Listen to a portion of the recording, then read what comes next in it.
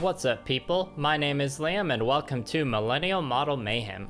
Today I've got another video for you about GPaint. Version 2, the ultimate starter pack. Studio G was kind enough to send me this new product, and apparently it has better adhesion, coverage, scratch resistance, and also gives you the option to not use primer. I had a great time using the original GPaint on my Red Bull God Gundam and Sengoku Astray, so I'm really looking forward to trying out this new product and seeing how the formula's been improved. I'm also going to use this video as an excuse to make my girlfriend BlueParappa try airbrushing for the first time. Isn't airbrushing hard? What if I screw it? Alright, let's open this pack up and get started.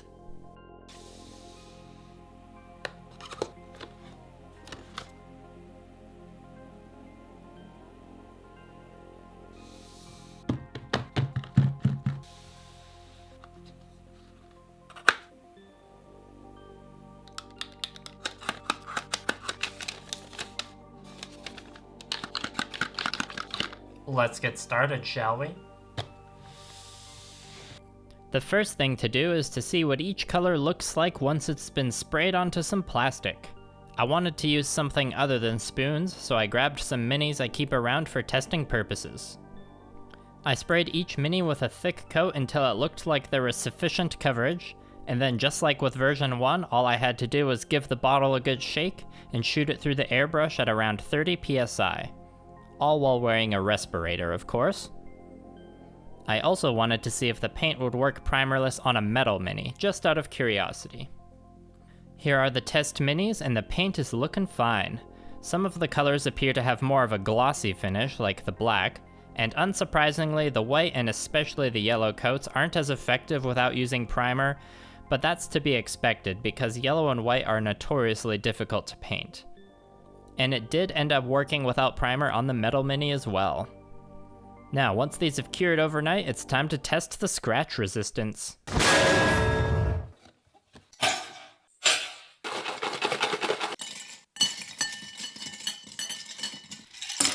If you want an actual serious scratch resistance test, just go watch Plamotherapist's review. After all that, I didn't really find any damage across any of the minis. In fact, the only one I was able to scratch was the metal mini that got a coat of blue, and that was after some vigorous stabbing with toothpicks. Stabbing the plastic mini with the same toothpicks didn't result in any chipping. Now that those initial tests are out of the way, I want to do some shading experiments on this old janky SD I got from a friend. Thanks, Joel. For this shading experiment, I'm painting the white pieces black, and then once I have an even coat on there, I'm mixing in a little bit of white in the airbrush cup to give a really quick highlight from above, and then mix in a little bit more for one more pass of that. After that, the secondary armor pieces are getting dark iron, followed by one AB piece, as well as the weapons getting a coat of gunmetal. Part 2 of the experiment is to try and do a basic glowing effect on the eyes and beam saber, and for this we're working up the gradient from red to yellow. And at the very end I mixed in just a little bit of white. Overall, I'm satisfied with the results of this experiment. I kinda wish the gradients were a bit more smooth, but I think that's mostly the fault of my limited single action airbrush. I'm also going to use this SD to experiment with hand painting the GPaint, but that's going to be in a different video. I'm feeling pretty confident with these new paints, so it's time to show BlueParappa just how easy it is to airbrush with GPaint.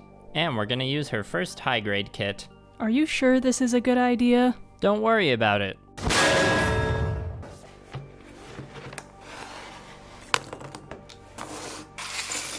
I'll help you get started. I'll do all the sanding, as well as the first part of airbrushing and masking. Why thank you, I was thinking black and dark iron for the main colors, then yellow can be the accent. Sounds like a plan. I've only done masking once before on my Red Bull God Gundam, so I definitely want some more practice. Once he was finished the dark iron parts and masking, it was up to me to airbrush the yellow, black, and gunmetal pieces. It was pretty stressful overall, but with Liam's continued support I was able to make it to the end. I kinda feel bad about the mistakes I made though. You don't have to feel bad, I make mistakes all the time. It's part of the Millennial Model Mayhem branding. More like Sengoku Ashtray. Speaking of mistakes, let's see how I did with that masking. I should also say that I wanted to see if the comparatively weak coverage of the yellow paint could be fixed by doing multiple coats, but I think it would have been easier to just give it an undercoat of white. I'm getting some pretty satisfying peels here, so there doesn't appear to be any issue with the lack of primer or quality of the paint, but I can also see that I've got a few mistakes here, so I've definitely got room for improvement. So, what did you think of your first experience airbrushing Gunpla? It's still a little intimidating, and I don't think I'm ready to do it by myself yet, but at least I didn't have to mess around with thinning the paints properly. Also, despite having some mistakes, the new paint really enhances the kit. Yeah, you definitely know how to pick a good color scheme. I'm afraid you're on your own though for the panel lining. I've got too many other projects to work on. Now, panel lining. That I can get into. Well, those sure were some very user-friendly paints. I even managed to convince my girlfriend to try airbrushing and it didn't end in total disaster. To be honest, I've had more than a few negative experiences with airbrushing in the past, but the first time I used the original GPaint, I was surprised at how much more enjoyable it made airbrushing. And now with this new version, if I want to, I can skip the priming process and also skip the process of mixing the right amount of thinner. Studio G has clearly put in a lot of time and effort into developing a great product with GPaint V2, so if you're looking for a place to get started with airbrushing lacquer paints, I can definitely recommend this set. Have you tried using GPaint before, or have I convinced you to finally try it out? Let me know in the comments section. I'm gonna make sure I use up the rest of my version 1 GPaint, cause that stuff is still good. That's all for this video.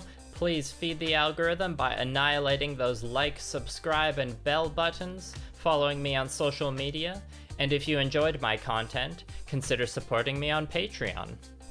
I've got plenty more videos and projects in the works, so I'll see you again soon with more Model Mayhem.